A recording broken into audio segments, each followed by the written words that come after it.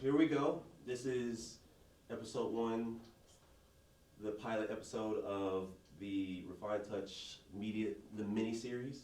Um, so Brittany, you are the guinea pig, but like I love it.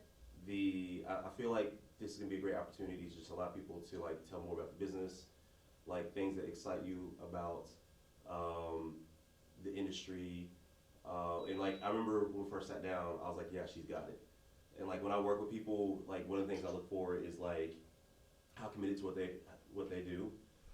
So give us the background, give us the 30,000 foot view of Yeah. like who you are, why you did it, Yeah, yeah, and yeah. we'll go from there. So a little bit of my background. I mean, I could start in like second grade and be like, yeah, I totally started, writing riffs, lightly plagiarized versions of the Chronicles of Narnia. But I mean, long story short, I've loved writing. I've loved writing my entire life. I actually ended up majoring in creative writing, so like people don't pity me, like don't feel bad for me. But it's like one of those degrees that was so niche Mm-hmm. that I was like, what? And I know that this is what I'm supposed to be doing, but what am I going to do with this? Who needs this except maybe like the novel that I'll write in my basement and like only my mom will read because she loves me. Yeah. And that led me to an internship with a large healthcare company in town where eventually I worked my way up to their director of communications position. So I got my feet wet in all forms of communications through that role. So it was started with that like classic PR, social media communications, moved into marketing, helping the company navigate a brand refresh, brand guidelines, voice and tone guidelines, partnering with some incredibly talented creatives on ad campaigns. I mean, executive speech writing, newsletter writing. Eventually, I absorbed a lot of internal communications responsibilities and started to realize that great, strong tenets of marketing communications can be translated so easily into internal communications because, like, the fundamentals are the same, right? You need to know your audience, you need to know who you are, and you need to write messaging in a way that reflects you, what you believe, what you offer, in a way that's going to resonate with your audience. Yeah. So after I moved out of that role in corporate America and went into the agency side, worked for an agency here in Louisville that was women owned. I mean, some of the most talented, creative, brilliant writers and strategists, and started having really deep conversations about the true power of messaging when it came to internal comms, external comms, and like behavior change. Like how when combined with the right visuals, your messaging can change behavior for the long run. Your messaging can change hearts and minds. It's a powerful thing. So when I went out on my own, I decided to take my favorite parts, and to me, selfishly, the most important parts, I feel, of what I had learned from messaging in corporate America and on the agency side, and start offering that to clients in Louisville and beyond. Mm. So like taking a step back, Yeah. if because you said like it started off with like riffs and things like that. If you didn't land that job with the healthcare, would you have been just the book writer? Was that the plan before that, or was that just like you're open to whatever fell in the lap? Mm. That's such a good question. I had a brief period of time in college where I was like, I'm not going to write at all, and I'm going to be a surgical technician. Mm. And like, you don't want me in an operating room because I'm going to tell a story and I'm going to lose track of like all the tools, and you're going to end up with like a medical tool sewn up inside of your chest. Yeah. So I Can you guess. handle that? Like, can you handle blood? Because I can't even watch like Oh, I Saw. totally can. I can't even watch Saw. I'm out. I'm like really into the pit now. My dad got me really into the pit, and I'm like having my morning coffee and my protein pudding and watching someone just like take a lung and flip it over, and I'm like, yes, interesting. Mm-hmm. Like, what a lovely, relaxing morning. I don't know how I I wouldn't got even to eat it. ham for a while because I remember seeing it wasn't The Conjuring, but it was like some scary movie, and it was like the liver and the intestines come out, and I was like, yeah, dude, I'm out. I'm out. No, thank you. I can do blood and guts. to an extent. There are lines that I draw. Yeah, but, yeah, yeah. You know. But long story short, I feel like I would have found my way back to some form of communications because that's what came naturally to me, and it's almost like what I would turn positions into unknowingly. So, for example, I worked at a local coffee shop for several years. Absolutely loved it, but what I loved most about it wasn't the coffee, it was communicating and getting to know the customers. And making them feel special and valued because I would learn about them and communicate to them about their lives. I'd communicate to them through like the drinks that I was serving. Like I knew that like Ron would love his mate steeped for like 5 extra minutes with like a lemon muddled in the bottom. So I was learning and realizing that communications can really make people feel not just loyal to a brand, but valued as a person. And that's kind of what led me back into like communications in the corporate world. So I feel like I would have found a way to like wedge it into whatever job I ended up in. Yeah, I mean, so so it seems like you want to be able to, it's like almost the relationship that goes in, like the storytelling. Yeah. Because one thing that I found is a lot of people can like that I'm attracted to when I'm looking at like something on social media or watching a movie is like how does it relate to me? So is that like a big component that I feel like people miss when it comes to like marketing or social media where like, you know, people post like, oh, they're drinking coffee all the time. Like we all love coffee, okay. Right. But like, do you feel like that's the dot that people don't know how to connect, or rather than like, this is the copy and they'll just write it, like, but like that's what you think is the missing piece for a lot of people is like the storytelling and the relationship? I think so. I think so. Funnily enough, here in a couple of months, I'm going to be delivering a keynote on empathy and communications and how the best communications are grounded in empathy and informed by empathy. And I think that is what's missing in a lot of communications, especially marketing comms, where businesses are very comfortable and confident saying, I offer X service, I am great at offering X service, this is what X service entails. And it's kind of like this me, I, when you really challenge yourself to exercise empathy as it relates to your audience, you write content almost from the reverse, where you're like, I'm my potential target customer. I have this problem. I have this fear. I have this pain. I have this need. What am I looking for? And then you write the content to say, here's how we can help. Here's what your life will look like if you partner with us. I ran across this a lot in senior living, where there was this desire to say, hey, we have covered parking, we have chef prepared meals, we have activities every day.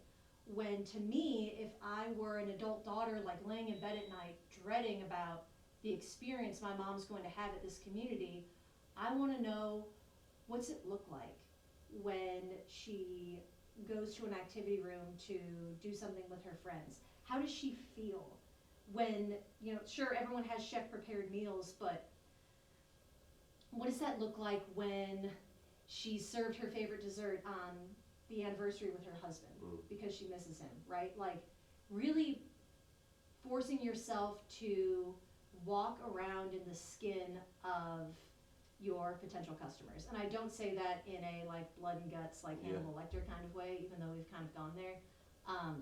But to really write with them in mind, almost more so than you write with your business in mind. So like, I guess you answered it, but I think this will give you, maybe you can elaborate it better than me. Yeah. So one thing I run into a lot with clients are the copy.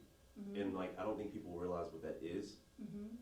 And so like, you'll see a website and like you said earlier, like, oh, you know, I'm a roofer and we value quality and you should work with us. I was like, well, there's 15 people that could Google and say that.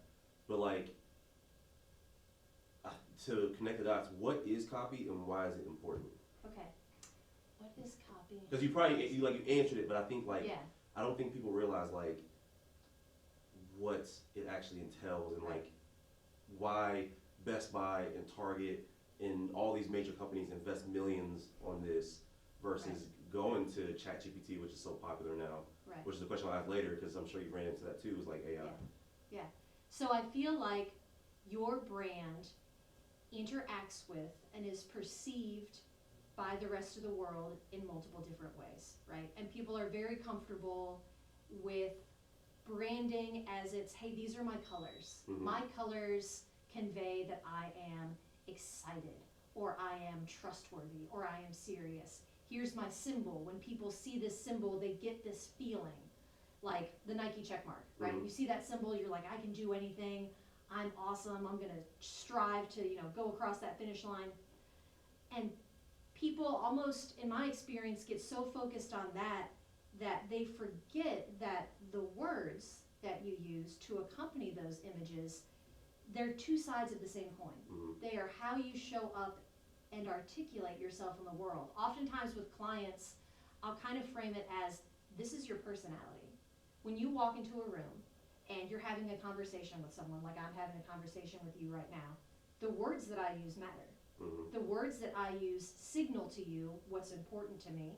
They signal that I understand what's important to you.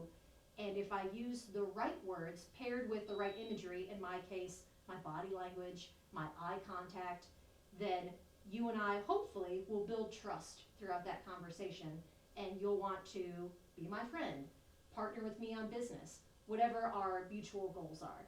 When someone comes to your website, the words that they read are the conversation that's happening when you're not there. So it is as if you're in the room with them, speaking to them, connecting with them. So would you trust, an AI tool that doesn't necessarily understand or really care about anything that you do or who you serve to speak on your behalf, right? And that's kind of the way that I see it in my mind. Well, in the conversation we had earlier, to expand on what you said about a client we're working with, where you're like, okay, if you're a business coach and you're like, hey, these are the results, it's taking that general picture and how does it apply down to I guess, you know what I'm saying? Right. I guess elaborate on that, because how does it a client where a business coach, for example, hey, we work with you, we help your systems, we're gonna help you make more money, versus you said, the voice and the tone and the persona on that part. I think in that case, and in the case with a lot of smaller businesses or solopreneurs, your voice becomes, it's representative of who you are, right? So if you rely on generalities by saying hey, we'll help improve your business, or hey, we're exceptional at what we do, you don't sound authentic to yourself, but you're also not highlighting your differentiators of what makes you different. So for example, if you say, we can help you optimize your systems so you're more proficient. That's cool, that's great. That is an overarching message that to me needs to be drilled down a bit more. What does that look like? But in particular, what does that look like for your specific audience? So does that mean you get to spend less time training people and more time running the business? Amazing. Does that mean that the people that undergo the training don't have to sit through 6 hours of training? They can do 2 and then have regular one-on-ones with you to really reaffirm that learning?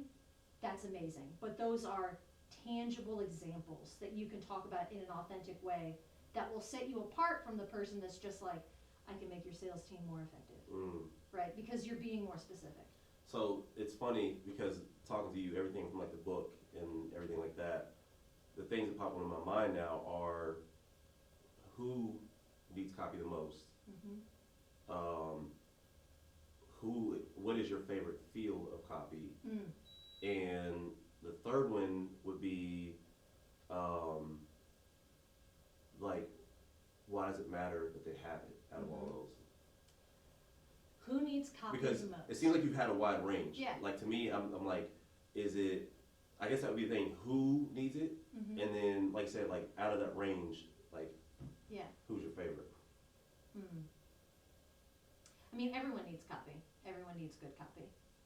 I'm a firm believer of that. I don't think that there's a business out there that can afford or should to phone in their copy. Almost like, you don't want to use clip art for your logo in Microsoft Word and be like, that's it, we got it. I've seen those. But I also respect that, like, man, money is tight and budgets are tight, and you want to be as effective as you can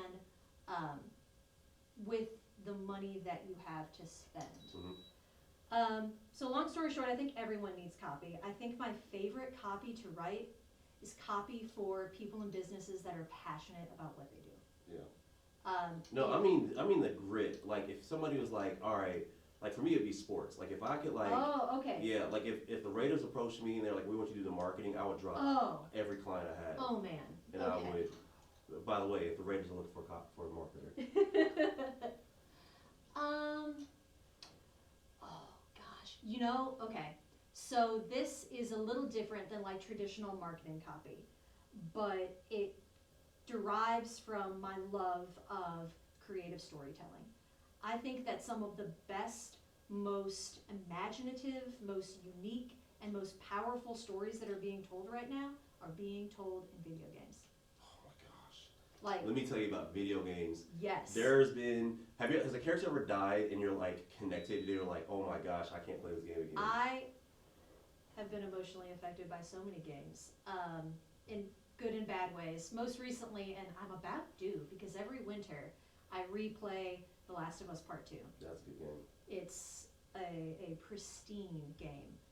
But the characters are so flawed and so complicated, and you're rooting for them one minute, and you're so mad at them the next minute, and then you hate them, and you are physically forced to do what I was just talking about with good copyright, is to exercise that empathy and play as this character. So I had moments where I'm playing as this character whose name was Ellie, who was just a jerk, and she was being terrible, and being forced to operate as her and make decisions as her was like this submersion in a story that I had not experienced before, right? Because you can read about a character and it can really resonate with you, but I was like, I am acting as her, and my decisions are constrained by like who she is as a character. I can't choose to just like not kill an enemy because I feel bad. So would you say that would be the perfect example of how people can get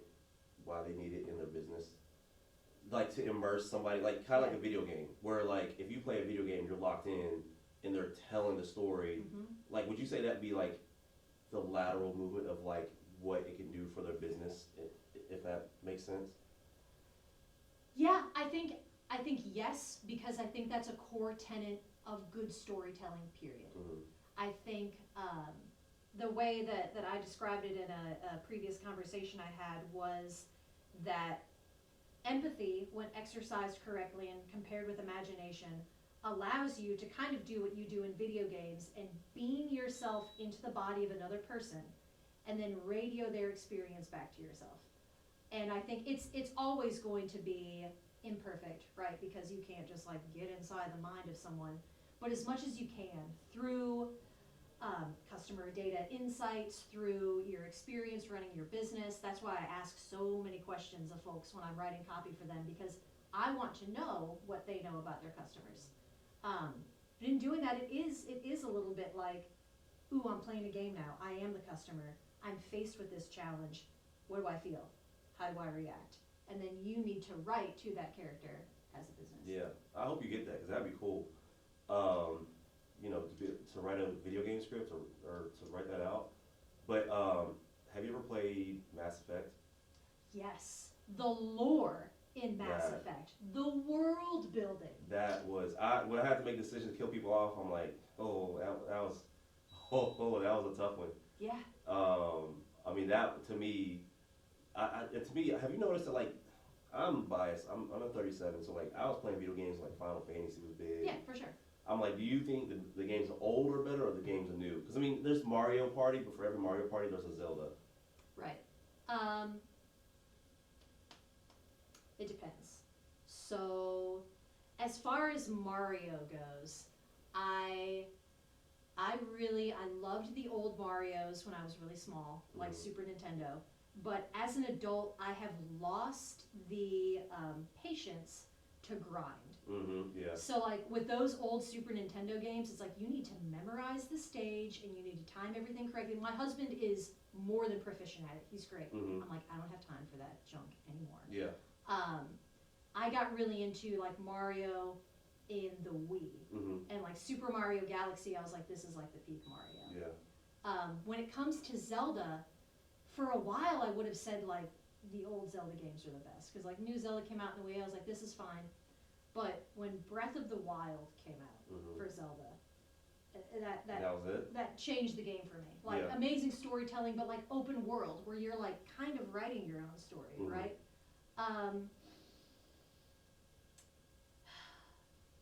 I think that I might like the new games a bit more because, and this is going to sound like such a casual statement, I can play them on easy. Yeah. I love Resident Evil, okay? I love them. Yeah, those are good. The old Resident Evils have tank controls and you can only save so often and you have to get like taped. It's very punishing and I get that, but I am soft. Yeah. And I want to like instantly save and I want to play on easy and enjoy myself and not like be in a full sweat. Did you play Gears of War? I did. Oh, when Dom had to commit suicide, or I don't know if I can say that, but like when he had to like run, did you play where he had to run in the trucker to save you guys? I don't know if I remember that specific scene. I played several of the Gears of War couch co-op with Steve, but it was years and years ago. You want to talk about storytelling? Yeah. But okay, so because there's other things I want to ask. And Halo, I could go. We have to have another meeting for this. Yeah, storytelling videos. So there's a Halo, scene, and you can go on YouTube and look it up, where Dom, there's no choice, they're trapped. Like they're in the scene, they get trapped all the time, and they were surrounded by the locusts. And this is after Dom had. This is the next one, so I think it was the third one, when Dom found out his wife was no longer human. And so he's kind of just off in because he's lost his mind. And so they're surrounded, and I guess he found a trucker, and there's a huge gas tank, and he runs it into the gas tank. And the whole time he's like going through the story. I was done. I had to pause the game. Yeah. I had to it took like a week to get back to that, but I was like, that Gears of War is, golly. You could probably go into a whole other thing about. Well, and it strikes that balance, right, between it's kind of ridiculous. Like the dudes look ridiculous. The premise isn't so much ridiculous, like a horde of aliens digging into the earth and making. That was all the '90s, in my opinion. But yeah. Yeah. But there's also such brilliant comedy in Gears of War. My husband and I will look at each other and be like, hostiles. And it's. I don't know, it's so great, and I feel like, kind of back to the comms conversation, each one of those games and video games as a whole now are also extremely proficient at branding and at messaging. Yes, right? Halo ruled. Yes. Halo ruled. I hated Halo before I played it, and then it was everywhere. You had the swords and everything else. Yeah. There's people for Xbox. I'm like, whoever's doing that is on their P's and Q's to the T. Absolutely. So, the nasty elephant in the room is AI. Yes. So I get it asked all the time. I have people ask me how does AI affect you? And I'm like, well, if you're good at what you do, it's not a problem. Right. But I have people approach me. I had a buddy who's like, I go to ChatGPT every time I want to learn how to make a pizza or something. What's it doing to the copy world? And why is it? Because I thought about it. I was like, I really wanted to put your copy and an AI copy together to see what it'll do. But what's it affecting in your copy world, and why is it so significantly different between having a human and an AI to write everything out? Yeah, man, we could have an entire several-hour conversation about this. When AI first came on the scene, I was lucky enough that I was working at an agency that didn't do la la la la, let's pretend it's not happening. We all agreed we need to learn as much about this as possible. So we can, as writers and communicators, so we can learn, can this help us? Is this a detriment to our skill? Can it amplify our skill? What's it mean for our clients? So we ran a lot of experiments. We used a lot of different tools. I was on calls with Writer and Jasper, you can't get on the phone with OpenAI, but like checking out like ChatGPT, all of these different platforms that back in you probably remember like the initial boom of all of those tools, it was just everybody slapped a brand on top of like GPT whatever model, and they were like, it's our proprietary model, but like it was really just ChatGPT. And then we started to have some other like heavy hitters come to the scene, like Google Gemini, which in my opinion was like kind of stank at first, and now it's better, or Claude. And at first, there was a temptation to be like, okay, I need 100 taglines for this campaign. And at first, it's amazing. When you first start to interact with it, you're like, oh crap, that's 100 taglines. Done in. I can't do that. Oh no, like, am I the last butter churner? Like, this is ridiculous. Or like, write me a 2,500 word blog post about my pizza business, and it'll do it. And I think that a lot of people were, including myself, were almost seduced by that, to be like, wow, civilization has unlocked a new skill, and isn't this amazing? But after you start interacting with it, and after you start reading more unedited, what I now consider to be like AI slop, you realize that it sounds the same in many different ways that become very obvious to you once you interact with that content a lot. And I see a lot that it's, oh, you can tell because it uses M dashes, or because it uses lists of 3, and I'm like, not really. That's like, common, that's basic formula. Right, lists of 3 are pleasing. People like things in 3s. I mean, look at commercial jingles, ad campaigns, lists of 3s everywhere. M dashes, for people like myself who are like, God, a semicolon like gives me hives. M dashes are handy. AI overuses those things, but seeing those things is not necessarily an indicator of AI. To me, the biggest indicators of AI is very competent and confident sounding copy that doesn't really say anything at all. It just swirls the toilet. Yes, it's very bland, it's very unspecific, and it's just pleasant. Like it doesn't disagree with anything. Right. And it really, I trained GPTs for a while. I was like, can I train one GPT to speak in one brand voice and another GPT to speak in another brand voice? And like, it will for a while, but it really, really, really wants to revert back to that inoffensive, very vanilla kind of content. It really wants to do like those comparative statements, like, we're not this, we're that, because of these 3 supporting points. And it gets stuck. Yes. It literally gets stuck. You can tell it, do not do that. And it will go right back. Yes. It's almost, I think of it as, you ever seen those science experiments where they will like manipulate a paper clip or manipulate like a piece of metal, and then they'll expose it to like an electrical current and it'll snap back to what it was? That's how I see those tools. It's like, yeah, you can exert a lot of effort to bending them to your will and making them write the way you want to write, but you're going to have to keep expending that effort over and over and over again, and then you have to ask yourself, is the tool really saving me time, or am I just arguing with the tool? So the way that I use it now is almost like a thought partner, or a dictionary / thesaurus. So I'll be working on something and I'm like, God, that is not the right word. You know what? Give me 50 words that are synonyms to this word, but that could be used in this context, and tell me why each one would work. And then I can kind of parse through all of that data that like, it's a lot more useful for me than like, flipping open a thesaurus. Or I will say like, hey, I wrote this sentence, pretend you're this audience with these pain points. How could this be misinterpreted? Or I'll ask it to educate me about a topic.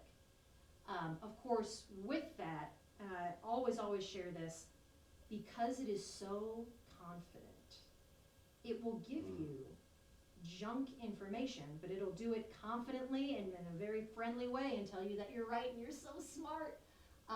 So I always double check.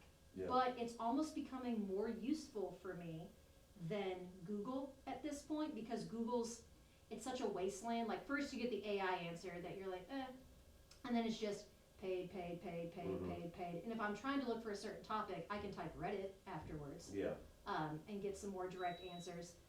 But if I'll look something through ChatGPT, oftentimes it'll aggregate some links that end up being more helpful to me. Yeah. It's funny, I think the AI bubble popped. I think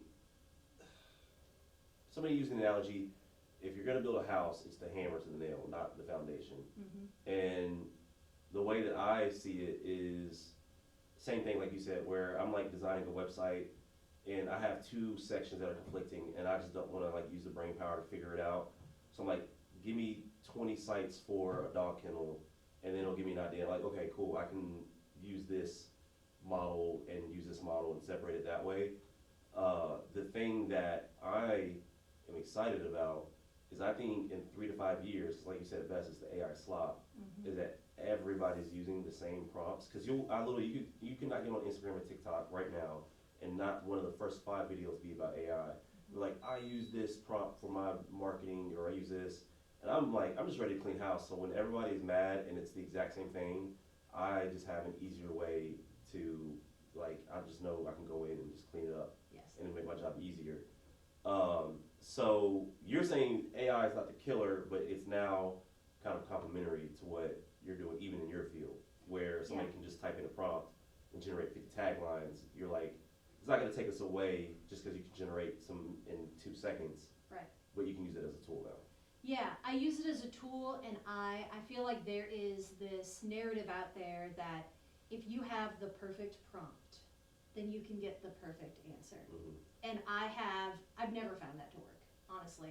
I think that the capabilities of the AI tool become more apparent in what I call conversational iteration. Mm-hmm. So if you have a skilled communicator who knows good storytelling when they see it or when they write it, who understands your business, who understands what you want to say, and who understands your audiences, you can engage in a conversation back and forth with an AI tool to get content that you can then tweak. I generally don't ever start with the tool. I start on my own, and then if I get stuck and I'm stuck for too long, then I'll go and kind of like go back and forth with the tool. But you have to be skilled at asking it the right questions, Mm-hmm. and asking it to do the right things in order to get what you need in any kind of like acceptable time frame. And if you aren't like a communicator by trade, which many people aren't, they shouldn't have to be, you're only going to get so far if you type back like, make it friendlier. Mm. Or I was actually in a place once where the guy's like, just ask it to be the best marketer. And I'm like, that doesn't, it's not, and it's so tempting, right? Like I can just ask it to be the smartest marketer in the world, and it is. That's not how it works, So I think that the more skilled you are as a communicator, the sharper instincts you have, and the more insights that you have, especially insights that you cannot capture in like training material to the AI, right? Because technically you're like, I can upload my brand guidelines. I can upload customer insights. One, is it safe? Are you sure it's safe? Because that's a lot of your proprietary information. It's completely up to the business. ChatGPT Premium says that it does not share your data, but it's up to you to decide how much you believe that promise. But it also, there's no way that you can download yet your entire mind and all of the context of what you know and your human instincts, like what your gut says, into the tool. Right. You just can't do it. So,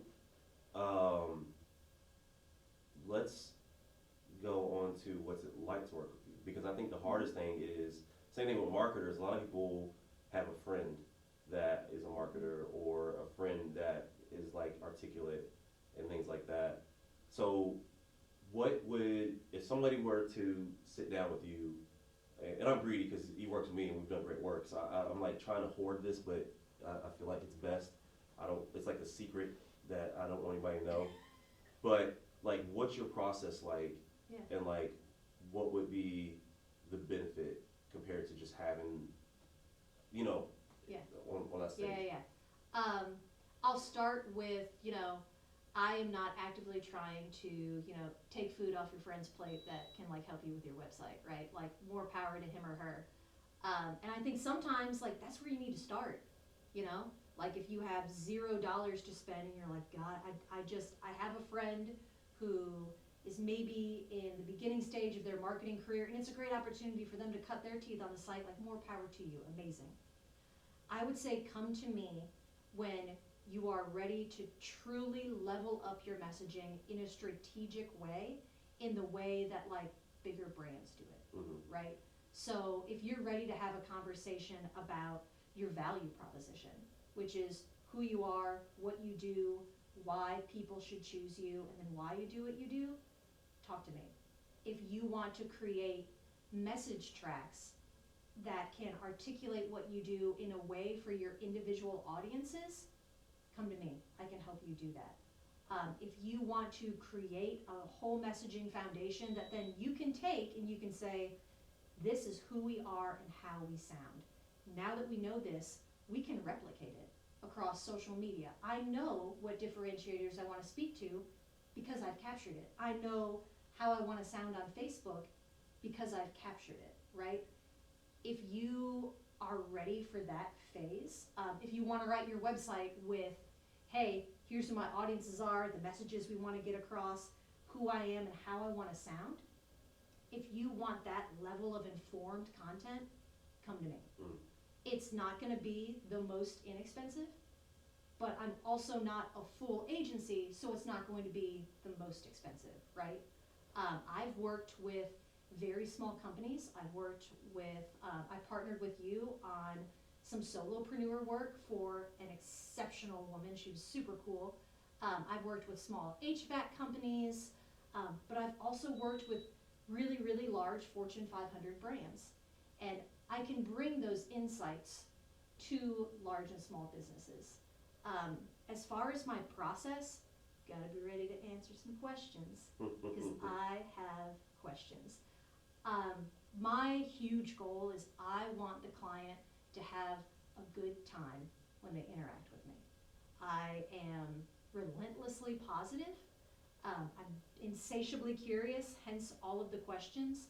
But my goal is to get you what you need swiftly and for us to feel good about it. I feel like, what I do, I believe in, and I believe in its importance, and I believe in its impact. But it's not brain surgery. No one's going to die if it takes us a little while to nail down these, key message tracks or a value proposition. So I don't walk into rooms like, this is the most serious thing anyone has ever done. We're gonna drop dead. Like Steve Jobs. Yeah, I want to have a great time. I want my client to have a great time, and I want them to be so proud of what we create together that they can't wait to share it, because I can't wait to share it. I get pumped about this. And I think that most people sense that kind of energy, whether you're on a call with me or you're in the room with me. I'm like, let's go. So, like SpongeBob waiting for Squidward to come in the Krabby Patty place. Absolutely. Yeah, I'm literally just waiting. So if you're looking for someone who's very subdued and soft-spoken and very serious, I could probably refer you to a subdued, soft-spoken, serious communication strategist, but that ain't me. So then, before we wrap up, what would you say is your favorite? This is probably like the general question, but like, what's your favorite project you ever worked on and why? Ooh, okay. All right, this is a big throwback, and I'll try to share this without sharing like too many details. But I was working with a company, and they were going through a brand refresh. And part of that brand refresh was they needed a new company-wide ad campaign. And so much of the marketing budget was being spent on so many things. I mean, we were completely redoing the website. We were pursuing a digital strategy that was much more expensive yet more strategic and brought more ROI than any other strategy in the past. And you know, when you send out an RFP to really big name agencies for an ad campaign for a really large company, you're gonna get some serious quotes. Like, and we didn't have that budget to spend. And I remember sitting in my cube where I worked with a bunch of these hyper talented creatives, and we were like, we can do this. We can do this. Like, we know the brand. We can do this. So partnering with those creatives, so with our creative director, with graphic designers, even with the director of marketing. I mean, we brought in everyone. Our insanely talented project manager who was part of our team. We got together and I had kind of storyboarded out. It was so janky. It was in Word. And I'm like, here's what I'm thinking could be, you know, this kind of triptych of this ad. And it would speak to both of our target audiences. We would really be tapping into a sense of nostalgia, which I had noticed was extremely important to our customers. And I was like, let's do it. So our internal designers created this triptych set of ads. We ran the copy, we sourced video clips from, like, I think it was Getty, of like old home movies, and kind of juxtaposed that with, here's some of the best decisions you've made in your life thus far. So things like getting married, buying a car, taking that first big vacation, and then making that connection to, this is your next best decision. And that was moving into a senior living community. So kind of drawing a connecting line through like the weight of those decisions and how they were life-changing, but how ultimately they were worth it. And that campaign was a huge success. And what was really cool is to be able to see everyone's faces on the team when we realized, like, we have something really special that was speaking to our audiences in a way that we had never spoken to them before. And it was a way that was informed by deep, deep empathy and deep understanding. And it resonated with them. Like you said earlier, they engaged with either the commercial or the radio ad or the print ad, and they were like, yeah, I think I can trust this company. I think I can trust them with my mom. I think I can trust them with my dad. And that is the biggest ask that you can make of anyone. It's like, I can trust you with my family. So when we started getting the results back from that campaign and then launched the website with that same message strategy, it was like, we've really hit on something special, and more importantly, we've built trust. Because people don't move into senior living communities if they don't trust them. So building that trust, I think it felt really special. Okay. So to land the plane, what would you say businesses need to know that we might have covered it, but that they're not aware of when it comes to whether it's marketing in general, the copy in general, or like what the benefit can be from, and then how they get a hold of you, or like what would be something you'd recommend if they work with you or work with a copywriter in general? Okay, so what do they need to know about like marketing copywriting in general? I think we touched on this, like you said, a little bit earlier. They need to know that it's important. And it's more important than they think. And I don't just say that like because it's how I pay my mortgage, right? I say that because I interact with the world that way. And I see a lot of other people interact with the world that way. You read a billboard, you read an ad in a magazine, you read the posts on your social media, and they evoke an emotion from you. Now, more often than not today, that emotion is like rage, sadness, apathy, loss. But it's the videos that you see in the words that are being spoken or that are written that are causing a reaction. Your business has the capability of doing that. Your business does do that, whether you realize it or not. So great copy is a way that you can help ensure that you are evoking the right emotion that you want from the right people, building trust, and then eventually getting them to choose your business and to work with you. So you're already telling your story. It's just, is it the story that you want to tell? And so if somebody were to take that leap of faith and was like, okay, it's time to up my game, how do they, and this is the secret I don't want to let go, but how do they get a hold of you or work with you? I would say the best way is to follow me on LinkedIn. Reach out to me through there. I don't know if we want to if I can put up on the screen like my contact information or email address. But I always recommend that people follow me there because I can talk forever about what I do and how I can help. But you should see me in action. Like, you should be reading what I'm writing and be like, oh yeah, this isn't just AI slop. Or you can read what my clients have said, like in the recommendation section of my profile, and see, hey, she knows what she's talking about. Turns out she's pretty okay to work with. So I'd say follow me there. And then my contact information is all there. And you can hit me up. I always offer up a free initial call, of course, just to talk about your challenges, your aspirations, what your dreams are when it comes to your message strategy, and if I'm the right fit, because I'm not always the right fit. And if I'm not the right fit, I can probably help you find someone, or at least give you some insights that you can act on today. Okay. Well, yeah, I'll have that information logged in there. Like I said, this is part 1, episode 1 of the mini-series, but it's been great having you out here. You drove across the bridge in this I did. snow that we're supposed to get. I think it's up to like 30 inches that it's supposed to get now, or Anywhere whatever. between 0 to 89 inches. Yeah, all in 1 hour. Yeah, all in 1 hour. But I'm excited. Like I said, get the chance to work with someone like Brittany. I'd reach out. It's been great, phenomenal work for my business, and excited to see where 2026 takes us.